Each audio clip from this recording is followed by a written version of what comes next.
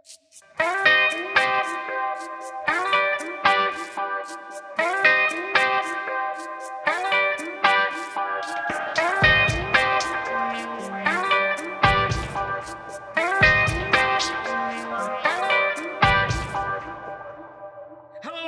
to the Escape Pod. My name is Sal.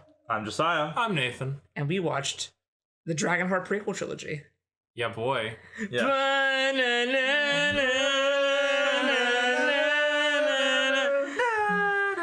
So what were these films about? I forgot. So Dragonheart 3. The third one's about a sorcerer. Yes, the Sorcerer's Apprentice. What? Well, no, it's the Sorcerer's Curse. The Sorcerer's Stone. Yes. At least they didn't change it to Philosopher. The last one as revenge. But the third movie, as I mentioned in the first part, is the first Dragonheart movie to have a number in the title, and ironically, it's the first prequel. But it is not, in fact, about Arthurian myth and what that had to do with dragons, nor does it have any characters that are in the original film. It decides to tell its own story. Well, now we see Egg Draco. Yes. So. Yes, we do. He is one of the eggs we see in this. He's film. one of the ones that doesn't, Explode. Yes. What I was thinking whenever you guys said, "Oh yeah, 3 onwards prequels," and I watched the first 2, I was like, "Oh, they made Arthurian." No. It's right there. It's handmade for like, oh shit, let's see what this dragon code is like back when King Arthur's around. It's like, no. Nope. Well, yeah, because the funny thing is going into this movie, it immediately struck me, okay, this is the last line of that 2004 King Arthur era, where we did Last Legion and all these things trying to do a realistic Tristan Arthur. Isolde. Tristan and Isolde. It's the end of the long line of those films where it's like very close to doing King Arthur, but it doesn't. Yeah. But it definitely, again, like the Dragonheart movies do, they are all about honor and what it means to be a knight and what is honorable. As we see with our main character, who wants to be a knight. Yeah, we get this opening scene where they're dueling in the training yard. It actually reminded me of Scorpion King 2. Yeah. Where they had all the guys and they have the one guy in charge, and he's the main antagonistic force that's pitting all these guys against each other. Mm-hmm. And in this case, it is at Hadrian's Wall. We get this kind of somewhat very, very Night's Watch. Yeah. Very Night's Watch, which makes sense because that wall's based on Hadrian's Wall. So.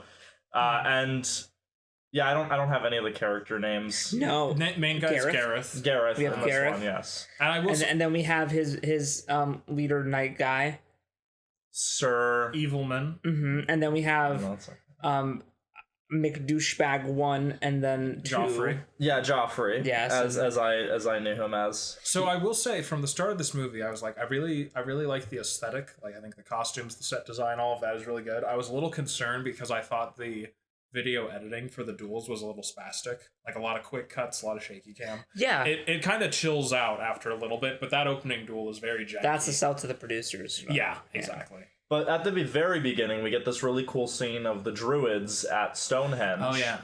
And they're doing this, they're having this enclave to decide the fate of the British people, effectively. Yeah. The Celts. And then this younger sorcerer comes and says, like, we need to attack the wall. We need to break free. They've kept us trapped in here. And the council's like, no, that will just cause war. Oh yeah, the Druid councils. Yeah. And then we get this scene where he just kills all of them. And we get this really amazing scene where they have a sorcerer's duel, where the sorcerer, like, he gets a blast fired at him. Brood. He gets a blast fired at him, and he basically does, like, the ability where he chants and switches positions with who fired it. So the person kills themselves with their own blast, and I'm like, this is so fucking cool. And the title's like Burning the Sorcerer's Curse. It's like, that's very cool. Dragonheart 3. Yeah. And so instantly you're like, okay, this is like the Dark Knight Rises. We get this like villain prologue that kind of sets the stage for who's the main threat of the film. It's kind of like that. It's almost like that Batman Begins film, where for the bit people thought it was a prequel to the Tim Burton. Where it's like, Yeah. is this going to lead into Dragonheart 1? It's Yeah. like, maybe. I remember that, like, with Batman Begins. I have no idea what you're talking about. With Batman Begins, people still were holding on, like, maybe this is like Casino Royale and it's just a prequel to the Tim Burton, Joel Schumacher Batman, but that was quickly not the case in The Dark Knight. Yeah. So with Dragonheart 3, yeah, I'm instantly, like, into this film in terms of the aesthetic. It's a more serious, more grounded film. We've kind of lost all of the Thor kid stuff from 2. Yeah. And Yeah, we have. And then we've lost a bit of the comedy from 1. It's a lot more snarky. It's more snarky in its comedy, yeah. Yeah, and I think for me, like one of my complaints about the first 2 movies is that I feel like the comedy and the drama don't always mesh very well together. I think they kind of clash. Whereas I think this movie does what I think is the good balance, where the serious and intense and depressing things make the comedy funnier, and the good comedy makes the dramedy hit much harder, because we get to convincingly see what these people are like when they're happy and just kind of goofing around. yeah. Yeah, I'd have to agree. I was immediately from the start, I was very, very, very pleased. Yeah. I was instantly interested in, Because the Druids are talking about a falling star from the constellation Drago, and it's like, it's like, oh, it's a dragon. I know what that is. Yeah. I know what Drago is. And then during that Druid bit, one gets away. This younger the Druid. younger apprentice one, and he's obviously going to become the monk character that we have in every film so far. In every film, except we'll get to it. But there's a monk. Except- Yeah, Yeah. yeah. But yeah, we have a monk character whose name is Lorne. Lorne. And he leaves, and this is where we cut over to our main character Gareth training under Sir Horsa to be a knight. Oh, you know his name, okay. Yeah, Sir Horsa. And so the way the movie kind of instantly lets you know what it's about is all the knights are just corrupt. They just take from everybody taxes. So Gareth and company. So like they do a sword fight where Gareth wins as like a Jon Snow, like you're good at. He beats everybody. He beats everyone. Yeah.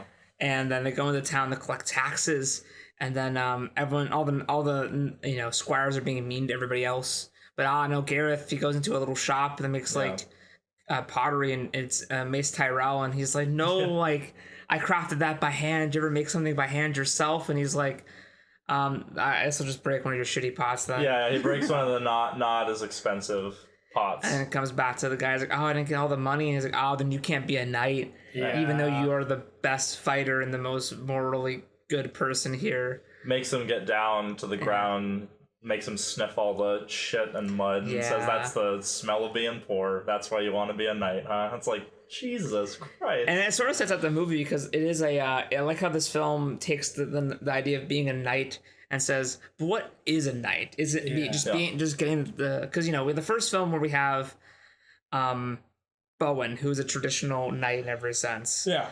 And then we have the second film where we have, I don't know, Kyle or some shit. I don't know his fucking name anymore. Yeah, whatever. Joff. Thank you. Jeff or Joff. Jeff. I said the same thing basically. And he's like, oh, I get to be a knight now. And it's like, yeah, but like, did you earn it? Yeah. Then this film really delves into the idea of knighthood and the old code. Mm-hmm. It's funny to me that we go to a prequel, and in this prequel that has that same thing as the first movie of the code is kind of fading out. We need to preserve it. And it's like, when is it? Can we get to a time where it's prevalent? Yeah, that's also was weird to me when I started this movie. I'm like, wait, the old code, but we're before, but isn't it the time where everything's like good and peaceful and like the old code is intact? I mean, the way they kind of made it seem to me is that the old code never recovers after this point.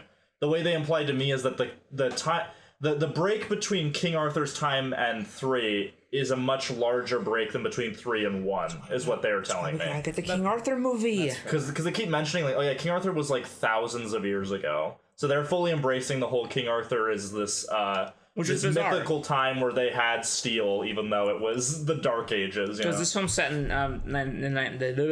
this film is set in the 9th century. Yeah. Yeah. So in their mind, King Arthur is this ancient mystical king from a magical, culturally advanced time. So you know, this the kind of classic depiction where it is Middle Ages, even though it's ostensibly he's a British king, and it's like, but wait a minute. So Gareth, he's established this relationship with this pottery maker, this old guy, and he struggles with his fellow students, and he has to go. He basically is told by his commanding officer Horsa that he has to go get the rest of the money, and he's like, the only way I can get that is if I steal it. He's like, well, go ahead.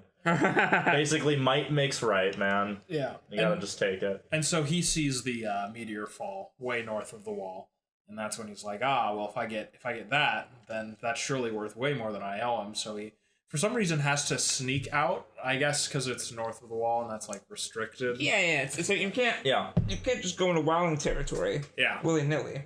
Yeah, it's restricted, so he has to do that, and of course we get the scene, which I think is like a scene that happens in a lot of, or at least this one in 5. I don't think so about 4, but there's like this one person who decides to give them a little bit of help that eventually comes back at the very end of the movie. Like, you done good. Yeah, kid. yeah. That's in this one 5. Yeah, it's in this one 5, and so he basically just gives him a few tools and says like, hey, you know, I was told that meteors are good luck, they bring riches. But I'm an old man, I can't do it. But then Garrett's like, I'll get it for you. Yeah, they do like the X-Men Origins Wolverine thing, where don't they give him like a jacket or something? They give him his jacket and his bike. And, yeah. So that's what it reminded me. In my head, I'm like, wait, in the movie? Yeah. So that's what it was reminding me of. I was like, please don't kill Mace Tyrell and his wife. I don't want the knights to go like, you didn't pay us. Yeah. You know, like, and he also steals a sword from the other guys, the assholes. He does. It's very funny because he just blinds them and casually grabs his sword and walks away. And it's like, that's really funny. It's great. Yeah, so he goes north of the wall, and he goes into the woods, find the meteor, and it's burning. And they're all shouting at him as he leaves, like, you're gonna be forgotten, no one's remember you. Yeah, you're dead. They almost shoot him, but Horsa says, no, just let him go. He's gonna get eaten by cannibals anyway. He's like, no, let the desert take him. Yeah, exactly. I love the mummy. Because I do like the undercurrent here that Horsa actually, even though he's corrupt as fuck, he does see the potential in him. Yeah. So he does give him a chance, and he's like, you know, multiple chances. He gives multiple chances where he's like, you know, I knew you could do it. You did bring me something valuable. You are, even though I want you to be corrupt, you are true to your word. So yeah. Which I did like. But he goes into the woods, and then we get this like rock. It's this meteor, and it's like living almost. It's like pulsing with magma, and he kind of goes up, and then out of it bursts. A beautiful dragon. Yeah, beautiful CGI dragon. So going from 2 to 3. Yeah. Oh boy, yeah. Holy shit. It's so nice. I was so pleasantly surprised with how good that 15-year difference. It's like going from Halo Combat Evolved to Halo 2. It's like, oh boy, yeah. Yeah, absolutely. Yeah, it's very cool. His name, well, we'll get to that later, but it's Ben Kingsley, and for right now we don't hear him. It's just growling because he is. Yeah, they introduced a very interesting thing about dragons and communication. Very interesting. I don't. Movie. Yeah. Yeah. But so I believe it's. Stay tuned. I forget exactly what happens. Well, basically after that point, the Northmen arrive. Yeah. And they're all like attacking them because they want to see what the meteor's all about. And there's a bit of a scuffle, and the dragon like saves him, kind of. Yeah, he mistakes Gareth for defending the eggs when he's kind of just saving his own skin. Yeah, exactly. And then once Gareth gets hit by one of those wildlings and looks like he's gonna die, then that's when the dragon's like, but he defended the eggs. He's a good person. He gets my heart. It's like, Dragonheart. Yeah, Gareth. It's very immediate that he gets the heart. It's very interesting. Yeah, because I love how the plot of 2 was like, oh, I want the heart so bad, and this one's like, oh, you're a good person. Here you go. Yeah.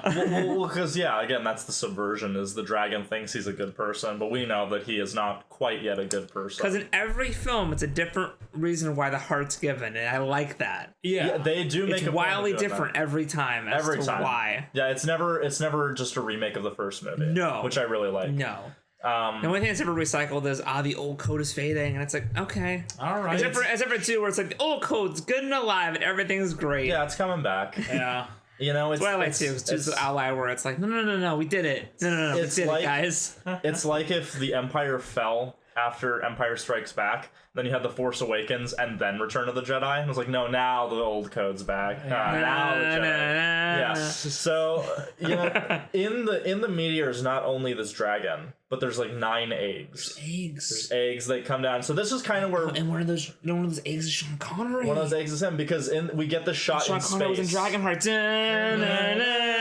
But there's a shot from space, which is what I call the Predator shot, where it's just like, this is the only shot you're going to get in space. Oh, that was so jarring to have in the first 2 films in medieval, and we just cut the fucking space. And this meteor is falling down. It's like, oh, the dragons are aliens. I thought that was just where heaven was, but no, they actually come from. No, they literally come from the stars. They just rocket down, which is very interesting. Like that constellation is that's not Dragon Heaven. That's like the planet they're from. Yeah, absolutely. Yeah, there's a solar system up there. Who the fuck knows? That's where Griffin came from, you know? Oh fuck! I don't want the Griffin prequel film on the Dragon World. No, I totally want that. I want a Dragonheart prequel film where he's Megatron. And fuck! Absolutely. And it's the rebellion where he fights against Ben Kingsley / Patrick Stewart, whoever they can get. Well, did you know there's in a special edition of Iron Giant, you get to see his dreams of him fighting the other robots on his planet? Yeah. What the fuck? Yeah, you get to see like armies of evil Iron Giants. And it's like heavily implied that maybe he was the one that destroyed his planet as he was leaving. Oh yeah. So then Tamsin Merchant shows up, and she's beautiful. And again but before that. Sorry, I just want to talk about Tamsin Merchant. No, I understand. Believe me, I completely understand the urge. But but after he does like a thing where he catches an egg that's flying in midair in this action scene, and then the dragon gives him the heart, and then Brood the sorcerer casts this spell where. Oh yeah, basically I forgot about the plot of the movie. Yeah, so basically he does this curse where he has his little sickle blade, and using the power of the moon makes the dragon a ghost in sunlight and over flames. And then once the full moon basically comes, in light. If you're in light, you're a ghost. Yeah, so he has to stick to the shadows, and then once the full moon comes, he's gonna become a fucking slave to his will, and he will use him to destroy the Hadrian's Wall and break on through to the other side. And that's a good Pablo Hall reference. We never see magic like this before or after this movie. It's very interesting. It's very specific. Yeah. It's like this is the druid magic.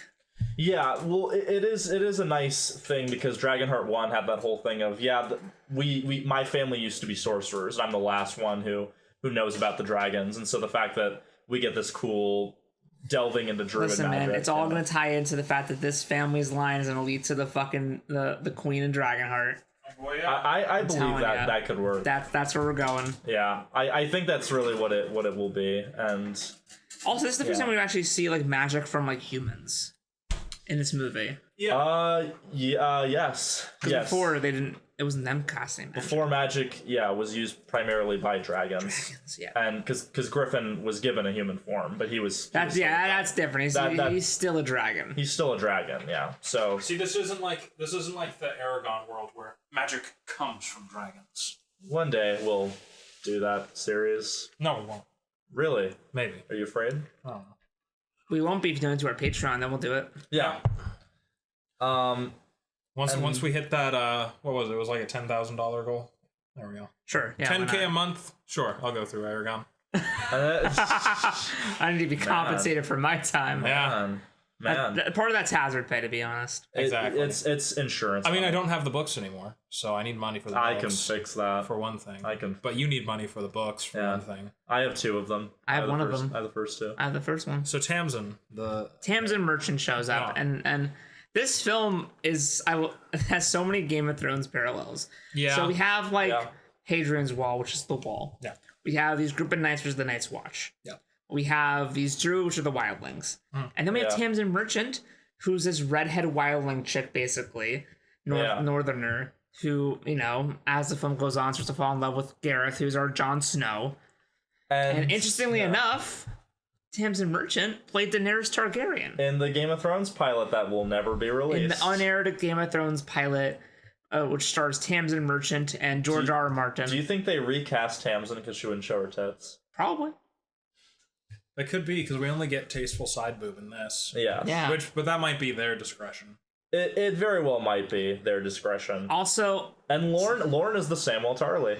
Yeah, Lorne Samwell Tarly. And then also we have Sir whoever is Alistair Thorne. Is Alistair Thorne. And the I forget his and Mace Tyrell's Mace Tyrell. Well, yeah, for all the screen time it got. And did you want to see Highgarden for more than 2 seconds? I'm sorry, this is a Dragonheart episode. No, you need to. It brings up.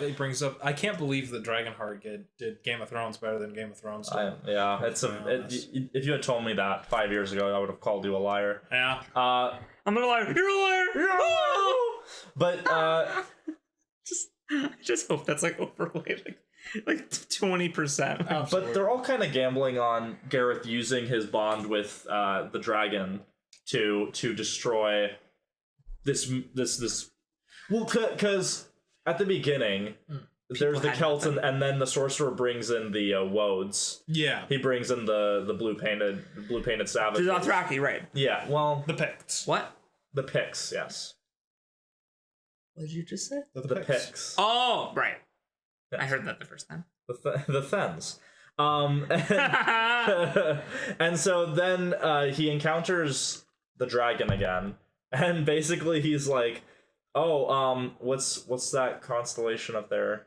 And he's like, "Well, that's Drago." And he's like, "Oh, we'll just call you that." And he's like, "Well, that's honorable, I suppose." That's audacious, but I'll take it. It's like naming yourself Captain Metropolis if you're from Metropolis. Yeah. Also, I was getting a drink while you guys were discussing for a bit, so I don't know if you brought up they made up this rule where the reason that Drago is able to communicate with them is because he shared his heart, and beforehand he couldn't have, which contradicts yes a bit of the first movie. And but the second movie. This is here's the thing is this is the start of a new line of dragons. Yeah. So because there's a lot of rules that could still be established, because again in part 4 they introduced this new concept that's like that is broken. That is an absolutely broken way to pass along the abilities of the Dragonheart. Yeah. But yeah, so and again in the prequels they always shoot from their mouths. They never shoot from the nostrils like in the first movie. Mm-hmm. I forget. Yeah. Yeah. Oh, yeah. In the first 2 movies, they shoot from the nostrils. Yeah. So not in this. Not in this one. It's interesting. Yeah. We'll see. I also feel like it was partially they put that in to kind of explain to people who didn't watch the first 2. Like, hey, dragons can talk. Here's the reason why. Yeah. Don't question them. Sure. The feeling the need to have a system for it. Because I've been telling people recently as we've been watching these movies and doing this stuff, like, hey, I'm watching through Dragonheart, and they're like, what the fuck is that? And I'm like, do people not remember what Dragonheart is? No. It's a cult classic. It's lower. I mean, in the current generation, I'd say it's lower than like Scorpion King memory. Oh yeah, you're right. So I mean, like Dragonheart is well beloved by fans of 90s fantasy, but it's not it doesn't have it has a big enough fan base to continue the series with 3 prequel films that get a decent budget. But Twitter does not have a lot of followers or activity. No, it's very depressing. It's a very interesting thing. Well, because someone's got to be watching these and buying stuff to make this a series that is lucrative. Well, it has to, and they get big names in every film. Yeah. Ben Kingsley in this one. Yeah, Ben Kingsley. Yeah, Ben Kingsley is the voice of Drago, and he's quite good. He's very good. Yeah, it was quite nice to know that Ben Kingsley was giving a shit. I was gonna say did not expect that. I was like, oh no, this is gonna be hammy shit. Yeah, he's not gonna care, but he did. Mm-hmm. Sometimes Ben Kingsley really gives a shit. And then you get Prince of Persia: The Sands of Time. That's a great movie. And then you get The Love Guru. Yeah, or you get Iron Man 3. Oof. Yeah, really bad shit. Or you get this, and it's really good. Yeah. But his purpose is to protect these eggs and help them hatch. Yeah. He was sent to Earth to do this. But earlier, it was the Picts. They stole most of the. How many of the eggs did they steal? They stole. I thought all of them. Yeah, all of them. Yeah, they stole. At this point, they have all of them. Yeah, they stole all of them. Yeah. And so it's basically like this tentative partnership where they're like, well, I need to get something that will be profitable to me. Well, no, because at this point, he does the classic thing that usually annoys me that they do in The Force Awakens, Where it's like, oh, we assume you're a freedom fighter, that you're a better person than you actually are, and it's like, oh, well, yeah, I totally am, and then they're gonna find out in a later scene that I'm actually a fraud. Yeah. And then by that point, I'm a good person. And this movie just handles it so much better than normal, where it's like, listen, I abandoned that life. But there could have been like a really bad 5-minute breakup montage and then get back together right after. Yeah, instead it was like a 1 minute. Yeah, it was real brief. They get pissed, but they also are able to go, oh, okay, when you met us, you were running a con, but you've been with us for a little bit. Yeah. So now, like, your intentions have changed. Like, they're very understanding compared to the average. Yeah. Compared to Rostico, yeah. Yeah.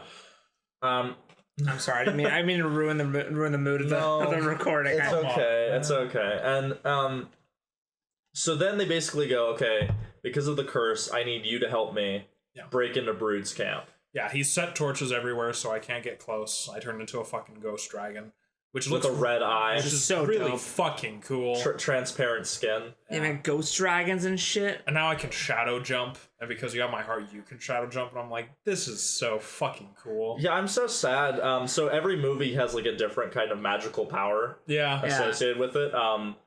Like in the first movie, it was, well, you know, like you can take more punishment. And then this movie, it's like, well, you can shadow jump. What's that? You can literally teleport using shadows. And it's like, what the fuck? And the second film, he turned into a human. And second film, it turned him into a human. See? There you go. Exactly. And so he's basically sent on like a stealth mission. Yeah. It's like a video game. He has to sneak up and put his shirt over the fire and put it out and then go to the next one, and it's very like dun dun. And you got the wildlings kind of watching his back, but then one of them is still able to get behind him and surprise him and attack him.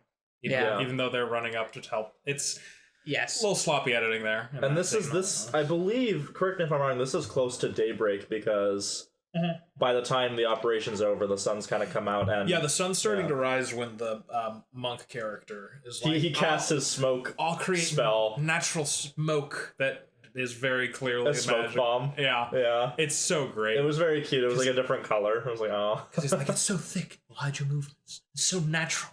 They'll never suspect me. And then it just goes out of control. It's like, and it's like, nobody buzz your head, bitch. She did. But they get the eggs. They do. But first he gets caught. Gareth gets caught. He gets caught. And that's when they find out that hurting him hurts the dragon. Yeah, because they strap a bunch of wood around his arm and set that on fire, and then he sees that Drago is getting hurt by it, and he's like, oh, how? I forget exactly what it is. How what an important person you are, or something like that. Yeah. He meticulously rubs his heart scar, and it's very disturbing. Yeah. Yeah, it's sensual. It's sensual, but yeah, so he needs this dragon for his conquest so he doesn't kill him. Yeah. And then a lot of stuff happens where we get this kind of journey where they're all growing as characters. There's the watching each other bathe by the river stuff. And then eventually the chase happens where, like, you know, eggs start getting destroyed. And it's like, crap. So they're just rolling along, and the monk guy's in the back, sort of like, I think dozing off or something. And an egg falls out the back, hits the road, and fucking explodes. I can't believe the first dragon death in this universe is through just negligence. Yeah. Like, that's embarrassing. Yeah, that's why I love Dragonheart. It's like, how the first dragon died in the Dragonheart series. Oh, it just sort of like happened on accident. It just blew up. It just combusted. It fell on its head as a baby and just died. Didn't manage. And it was like, oh god. And then we have another bit where, you know, he's been learning how to shadow jump. Mm-hmm. Yeah, so basically, how do we explain shadow jumping? It's so interesting. Basically, he's able to use one shadow as a doorway and immediately come out from another shadow. Yeah. Within a certain distance. They don't really specify. Because Drago's been doing it. Drago just hops all over the fucking place. It's so cool. Yeah, but then there's a moment where they're going like into a cave, and Gareth is like, what's that? And he reaches in. There's like a physical energy around his hand when he gets into shadow. It's like, you can shadow jump. It's like, that's It's awesome. so fucking cool. It's a really cool power, and he holds up. Basically, they're getting charged. Like Brood and these horsemen are coming after them, and he holds this egg up, and then he has Ronu shoot the egg in his hand while he lets it go and falls backwards into the shadow and teleports into away. they're in an empty field in the middle of the day. Yeah. He falls into his own shadow and teleports somewhere. It's the fucking dopest thing. He falls backwards and then the egg explodes. You right know, when he like that teleports. was the scene where that the guy thought of first for Shadow. Like, oh, what if like he falls backwards into his own shadow portal? Yeah. I want to make a whole movie. Yeah, but that's after. So That's after some character growth. They free some prisoners from Brood. But Gareth doesn't want to. He doesn't want to. Yeah, so it's just Ronu and the Lorne Santeca. Yeah. And Gareth is running away with his golden eggs, and but then fucking Drago pops out of the shadows and is like, "A knight is sworn to honor." I was like, "Oh, that's a good point." I should probably help him. Fuck. And it's such a great sequence of Gareth deciding to come back and defend them and fight Brood, because then Drago is able to come out and materialize fully, and he's like helping them and attacking. The Brood's like, no, and he recurses him basically. It's like, oh shit. Like, because as Gareth was being more of a good person, the Dragonheart was getting stronger, and then Drago could like break through the curse. But then the more Gareth's a little shit boy, the curse quickens, because there's a bit where after this all kind of happened, it's the middle of the night and Garrett's like chipping at like a dragon egg to like get some gold off of it or whatever. Yeah. And then like Drago's like sleeping and like hurting or something. And he woke up and said, "Something has happened. The curse is quickened." And Garrett's like, oh, that's me. It seems that ill intentions can spoil good dreams as well as curses. It's like, shit. Man. And can I just say, like, the Dragonheart prequel trilogy just and the first movie as well. And I guess even like just Dragonheart as a franchise, there you go, is just like very good about taking characters that I should like not like. This just classic, I am an underdog that says fuck you to everyone, but I'm also like the best at everything and everyone loves me for some reason, even though I'm an asshole. And it's like, that's not a character that is really rife with depth on its base. You have to add to that, and so the fact that usually they have a very good performance and someone who is able to be that snarky asshole. It's why the whole thing about like the Han Solo prequel idea was so bad, because we were scared they were gonna sanitize him and not make him an asshole. But the Dragonheart movies are like, no, these people aren't like the best, but they have to grow and change, right? Yeah, exactly. That's what Dragonheart's about, man. It's about becoming a good person together with your dragon friend. Together. But so they basically find out, we're fucked. We're gonna get to the wall like right as Drago is fully under his influence. He's like, yeah, but at least we'll be on the other side, and then we'll figure it out from there. And Rona's like, this is some bullshit, but okay. But she sends for the rest of the clans to be summoned so they can pin Brood to the wall. We haven't talked about Ronu's brother. Uncle, cousin.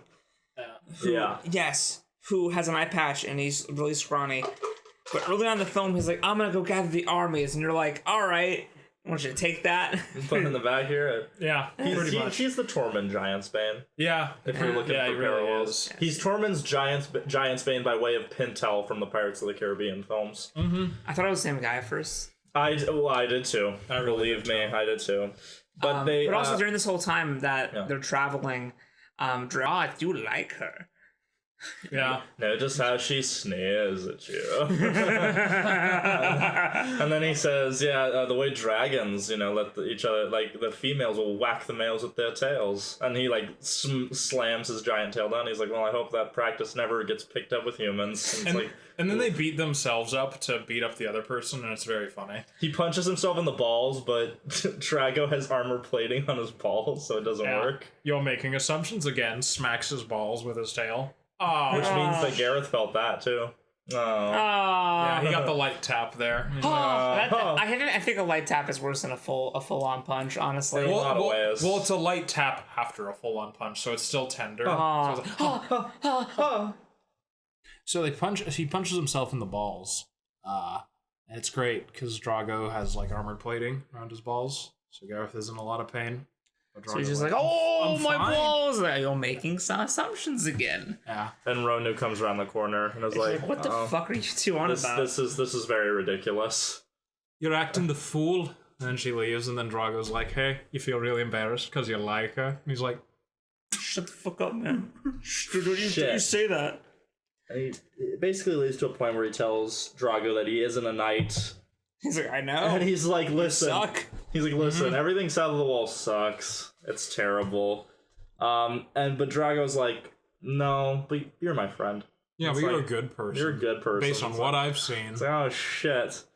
And basically we have this scene where it's like the classic, oh yeah, I'm gonna go get us in, and then it's like, oh, here, is he gonna just take the egg and give the egg to Horsa and become a knight now? And it's like, oh, is he gonna? And it's like immediately dispatched, like, no. In fact, this is just to get them inside because otherwise they'll die. There's such a great scene of Horsa confronting him where he's like, oh, this proves that you have the dedication and the strength that I'm looking for. And if I were in the position, I would grant you a knighthood. But since you broke the law, I will deny you. And then he's chained up to the wall, and it's like, Jesus Christ. Yeah, he's chained to the outside of the wall. So that the siege will kill him. Yes. Whereas Lorne and Ronu are inside, tied up. Yeah, they're like on the wall. They're like on the top of the wall. Yeah, they can see him from where they're tied up. Yeah. And then the army shows up, and they're like, they just came out in broad daylight. They're just, they pose no threat to us. I love it. Horsa's just like, they've forgotten the ladders, and like, they're all a bunch of dumbasses, and it's like, they're waiting for the moon. Oh shit! No. Yeah, because is this the night of the full moon, or is it like right before? It's the night. Yeah. So he has total control over Drago and just. And while inside this is happening, Horsa's like selling the eggs to some people. Yeah, and apparently they're gonna eat them in an omelet. Oh, yeah. They've consumed every kind of living thing on Earth, so it's about time that I ate a dragon. Yeah, he mentions like some king in the east or something. It's set up, man, for the Griffin movie. One day. It's setting it up, man. One day. I'm waiting for Fu Manchu. I like how you guys hate Dragonheart too, because but the Griffin movie. He's the best part. It's a good idea. Yeah. It's a good idea. I don't hate Dragonheart 2. You made an admirable defense that made me come around on several points, but... That's the beauty of the escape pod, everybody. It's just not something I'd revisit. That's the beauty of the escape pod. That's the beauty of the escape pod, isn't it? Yeah. But then the siege happens, and the dragon shows up, and they're like, oh! We're fucked. And then Lorne remembers the spell from the beginning of the movie, and then switches places with Gareth, and it's like... That was a very good thing. It's so good. Doesn't it kill him? No, it doesn't kill him. Because there's this rule that he drops earlier in the movie where he's like, the younger a sorcerer is, the more strain it puts on them. I'm like, usually it would be the opposite. I feel like the older you are, the more decrepit your body is. You would think. And he also says that Brood draws his power from the moon, so there must be like some effect on him too, and there just isn't. And it's like, oh, well. Yeah, druid magic is very interesting. It's very interesting. It's not fully developed, but there's a lot of potential for what you can do with There's a lot of potential. But you get a great showdown between Gareth and Horsa, and then you get a great one between Ronu and Bruid. Because he killed her family. Yeah. Yes. That's her motivation for she has one very special arrow made just for him. It's like, oh boy, yeah. We don't talk about Ronu a lot, but she's fucking great. She's a very good wildling waifu. Yeah, absolutely. Like she's aggressive, but not to the point of being just needlessly so. Yeah. She's just take no shit, tough attitude, but she also has deep feeling and is a good person deep down and really just wants what's best for her people. And it's Tamsin Merchant. Yeah. So, I'm sold. I'm sold. Yeah. I'm a fan. Yeah. So I feel like her and Anya Taylor-Joy should do a movie together. Absolutely. I'd be down. 100%. Yeah. Like Tamsin Merchant's the older sister. Yeah.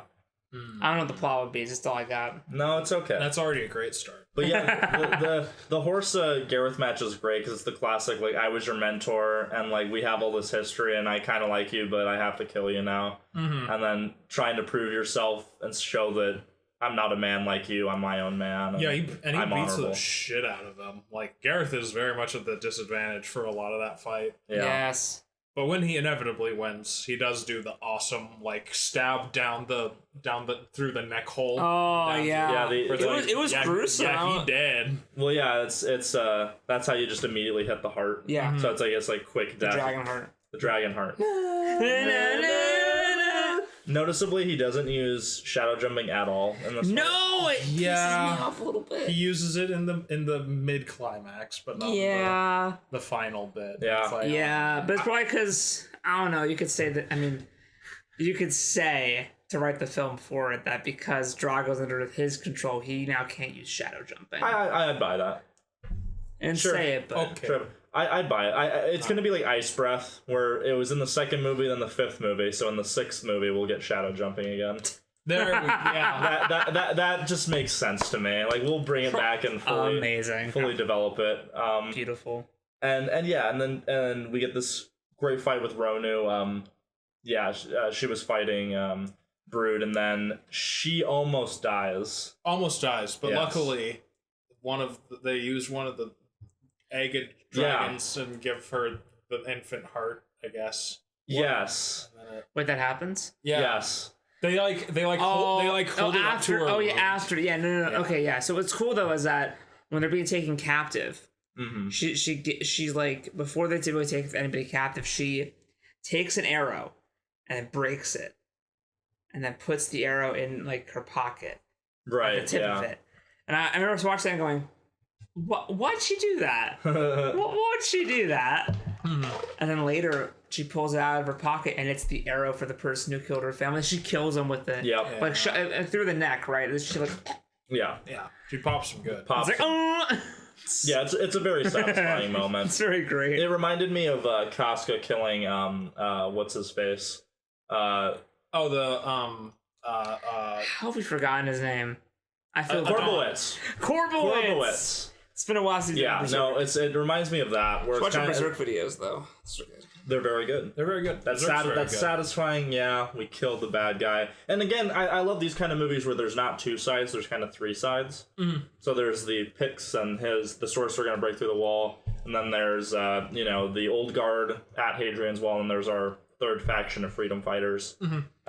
Because during the fight, her sister, brother, cousin shows up, and he's like, I brought the armor. She's like, no, go back. The dragon's on their side. And he's like, we came to fight.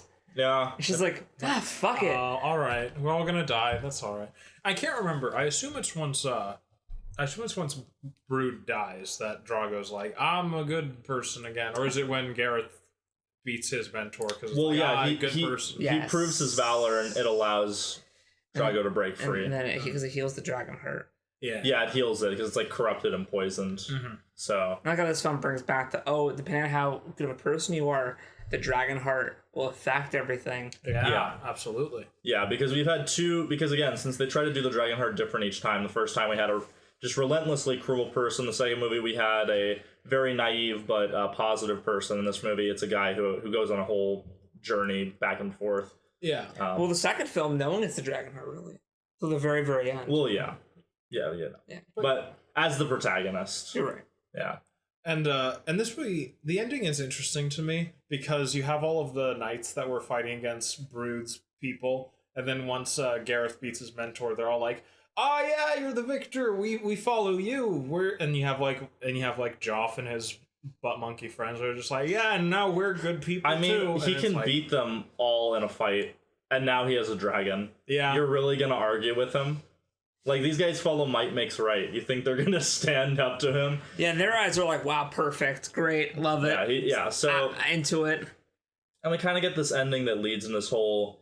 He gets with Ronu, and they establish some kind of rule that will be explored in further films.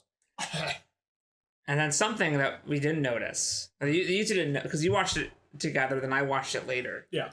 And then you and me watched Josiah. You and me watched 3.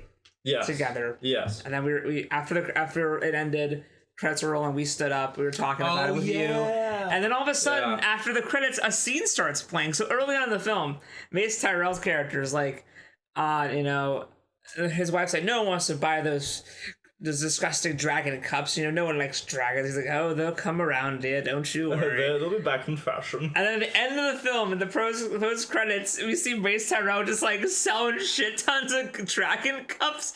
So like anyone who passes by, he's just making bank. That's very good. It's such a wholesome post credits scene. It's beautiful. I especially love how it illustrates like Dragonheart as a franchise. Like, no, one day it will be in fashion again. Dragon 2 was great. Absolutely. Yeah, it was. It when I watched it, it was my favorite so far. Yeah. And also, it's the second film in a row with a young protagonist wanting to prove his worth and be a knight. But better. But betterer. But gooder, more. That's a trend of the. It's more of a remake of 2 than anything else in a way, like with its main character. Yeah. Where it's like, no, we're gonna do what Joff was in 2, but here, but better, but also that's again the interesting thing about the prequel trilogy is that even though it's like pretty much confirmed to be in its own continuity and like very different stylistically, it treats the first 2 as if they are like the most iconic, like coolest shit. Yeah. Like, anytime it's the Dragonheart theme, it's in like the big moments where it's like, isn't this series so cool? And it's like, you're right. Or like whenever they use my favorite is when they use the sad version. Yeah. Like when he's contemplating if he's a dishonorable man. It's like, and you're like, oh shit. Yeah. It's so emotional. Yeah. It's very good. It's a very good movie. Yeah, absolutely. You know what else is a good movie? Next one, which we can stop here. Yeah, that's just do the rest later. It's all good. Do the post. Yeah. Hey, this is future Sal, like future Sal. We recorded our first Dragonheart video and then this one years ago, like maybe 4 years ago, like right when the Dragonheart Vengeance kind of came out. And then we planned on this video being the retrospective review of the 3 prequels, and we never actually got around to recording our thoughts on the second 2, on Battle for the Heartfire and for Vengeance. And it's years now, and we've rediscovered these audio recordings. So we'll do that eventually. But yeah, that was supposed to be a tie-in to the next part of the conversation. We were going to record it later. But it's been 4 fucking years, so we're gonna do just a new video at some point, actually reviewing the next 2. So I'm sorry for the cocktease, and hope you had a great time. Bye. It's Shuttlecast. Woo.